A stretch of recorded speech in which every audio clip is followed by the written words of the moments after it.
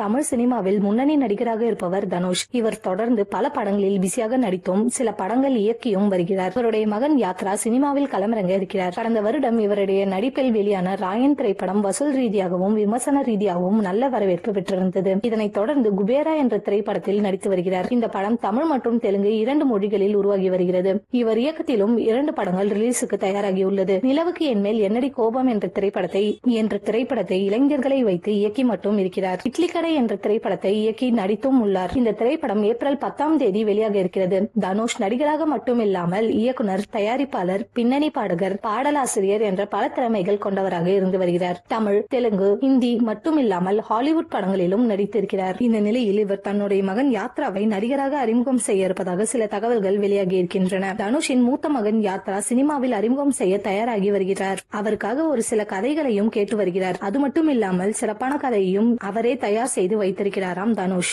ஐஸ்வர்யா ரஜினிகாந்த் மகன் நடிகராக மாறுவதற்கு எந்த ஒரு மறுப்பும் சொல்லாத நிலையில் சூப்பர் ஸ்டார் ரஜினிகாந்த் பேரன் விருப்பப்படியே செய்யட்டும் என கூறியுள்ளாராம். இவர்களிடம் இருந்து பாசிட்டிவ் சிக்னல் வரவே விரைவில் மகன் யாத்ராவை ஹீரோவாக களமிறக்க உள்ளார். இந்த படத்தின் பூஜை விழாவில் ரஜினி குடும்பத்துடன் கலந்து கொள்ளவும் வாய்ப்புள்ளது. தனுஷும் ரஜினிகாந்தும் நேரில் சந்திக்கவும் வாய்ப்புள்ளது.